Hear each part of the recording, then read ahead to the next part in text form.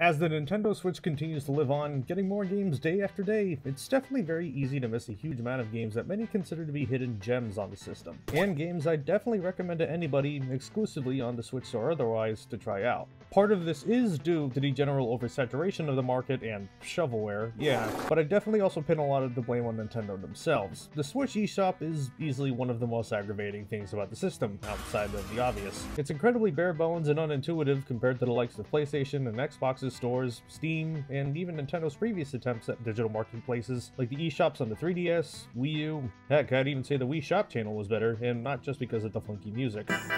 Matt! Yeah? Update day!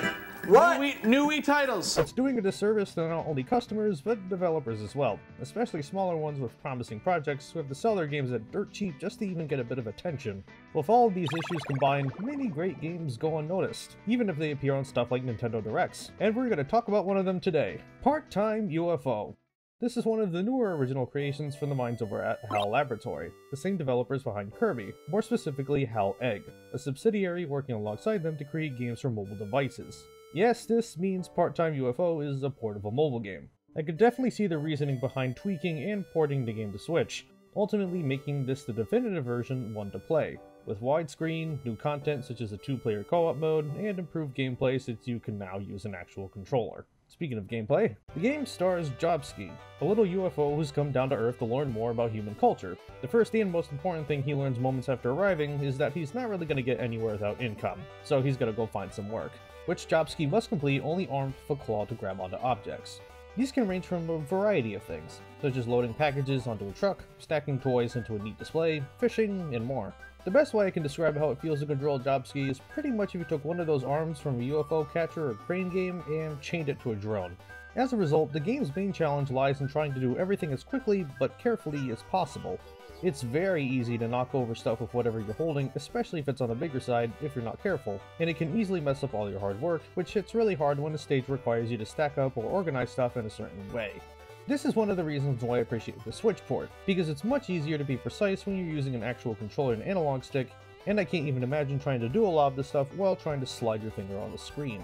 Another big reason I appreciate the Switch port is, well, the fact that we can play this game on a larger screen, let alone in widescreen, along with being able to see more of the area around you, which definitely helps alongside a more careful movement you can have with the improved controls, is that it really gives the game and all of its HAL charm a chance to shine. The game is absolutely beautiful, with its charming and bold pixel art showing us plenty of cute characters and really lovely environments, and even a few secrets here and there if you're feeling a bit curious. The music is pretty nice too, with a chill vibe and catchy leitmotif carrying it until the end.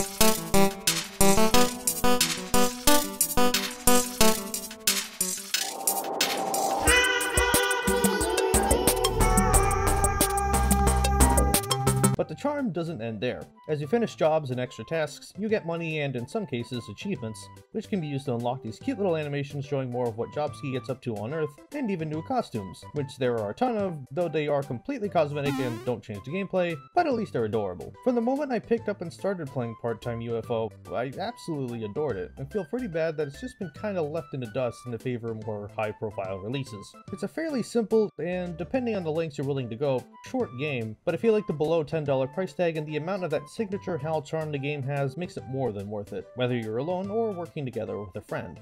HAL made a really good decision bringing this game over to Switch, and giving more people the chance to play it, that they probably wouldn't have given it if it was still only on smartphones. Hopefully this video has given you a reason to try out the game as well, along with going out and discovering what other hidden gems lie on the Switch. Feel free to tell me your favorites in the comments below, and as usual, thank you for watching.